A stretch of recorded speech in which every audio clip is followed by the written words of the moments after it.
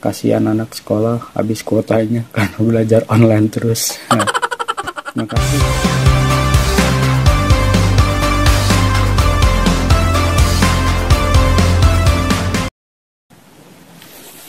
Halo, assalamualaikum teman-teman.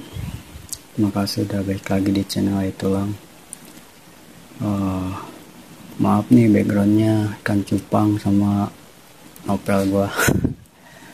Bukannya mau pamer atau lagi kenapa gitu ya. Ini 3 novel ini buat giveaway di video berikutnya. Dan kenapa ada ikan cupang ya? Ikan cupang kalau gua ngomel-ngomel juga tetep aja didengerin. Mereka nggak marah. Gua sebel soalnya beberapa hari lalu sempat upload video, tapi 8 jam kemudian langsung dihapus sama YouTube-nya karena katanya berbau yang tidak pantas atau berbau sara dan yang lainnya. Pokoknya dihapus lah ya langsung. Soalnya gue ngomongin COVID-19 atau virus corona ini. Soalnya jadi inget waktu pas kuliah dulu. Dosen gue tuh ngingetin dulu sejarah politik kalau nggak salah, bahwa biological weapon itu atau senjata perang biologi itu kategorinya masuk biodefense, bukan senjata serang atau offense ya. Nah, kita tahu dalam persenjataan arsenal itu ada armor, ada guard, ada senjata serang, ada senjata pelindung. Nah, maka biological weapon itu adalah senjata pelindung. Sebenarnya ini hanya bolak-balik saja ya, biar kelihatan humanis. Itu cuma akal-akalan yang punya ilmu. Nah, kebetulan hegemoni yang punya ilmunya tuh Amerika, Rusia, Cina, Israel, dan yang lainnya. Nah, biochemical engineering itu sebagai weapon ada di berbagai negara dan tidak bisa dipungkiri kayak Amerika, Cina, dan Israel itu termasuk yang teradvance. Dan jika di sebuah negara Kementerian Pertahanan dan NSC-nya atau National Security Council-nya paham, maka ada divisi khusus untuk hal ini yang namanya tuh Biosecurity Agency. Dan di bawah departemen ini muncullah Biosecurity Act atau peraturan dan perundangan yang melindungi segenap tumpah darah. Nah, tumpah darah siapa? Ya, kalau kita lagi bahas Indonesia berarti tumpah darah masyarakat Indonesia.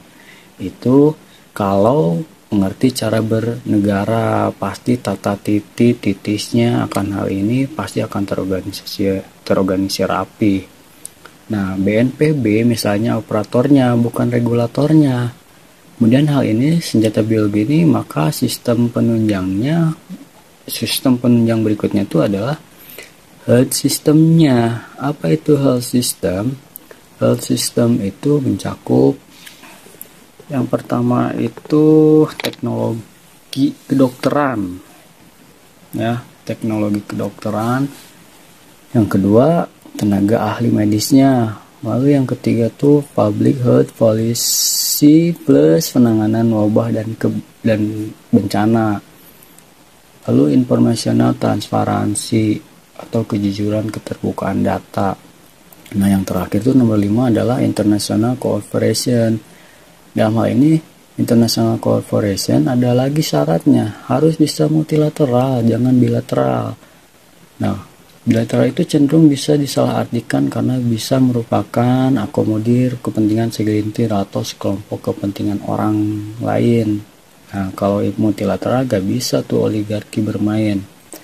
Nah, corona COVID-19 itu ada yang mengatakan tidak letal atau tidak mematikan. Sampai-sampai ada pejabat yang juga menyatakan hal seperti itu awalnya. Tapi ternyata ada juga yang kena kan ya. Nah, ini menimbulkan pertanyaan banyak orang, khususnya di masyarakat awam. Tidak mematikan itu jika public health systemnya bagus. Itu data saat ini yang dari kejadian di banyak negara, tetapi seperti di Iran dan Italia itu bergelimpangan korban. Nah, kalau Indonesia 5 health systemnya di atas tadi bagaimana statusnya? Nah, kembali ke COVID-19 nih, corona itu sangat menular, cepat tertransfer dan masa inkubasinya 14 hari itu pelan, sehingga keburu menyebarnya tanpa terasa oleh si pembawanya sendiri.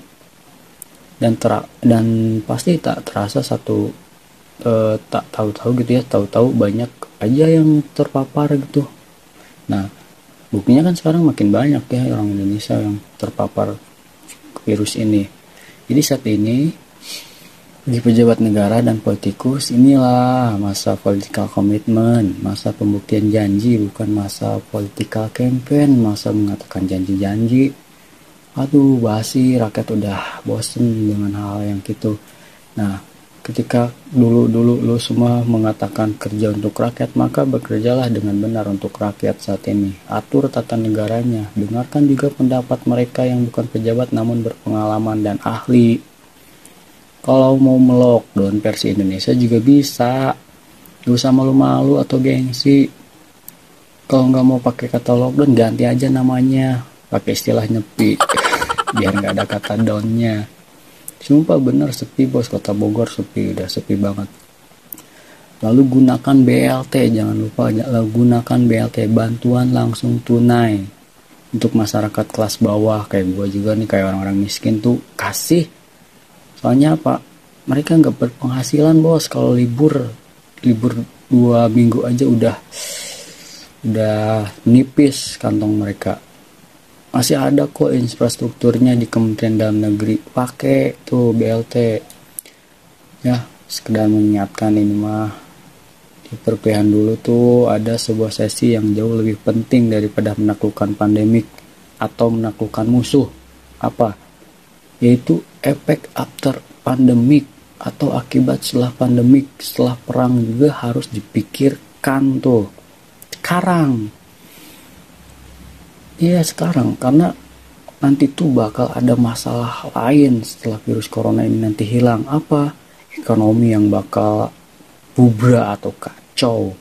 Masalah pertahanan dan keamanan ya, yang pasti ambiar banget lah pokoknya. Lalu masalah sosial dan kesehatan yang berantakan dan harus segera disiapkan. Ya, itu aja sih gua. Mudah-mudahan virus ini cepat selesai dan kita bisa kembali beraktivitas seperti biasanya. Anak-anak sekolah juga udah merindukan sekolah dan teman-temannya, guru-gurunya, begitupun juga dengan guru-gurunya udah kangen sama murid-muridnya, udah kangen sama teman-temannya, udah kangen pengen ngajar di kelas gitu ya. Kasihan anak sekolah habis kuotanya karena belajar online terus. Nah, terima kasih, itu aja dari gua. Assalamualaikum.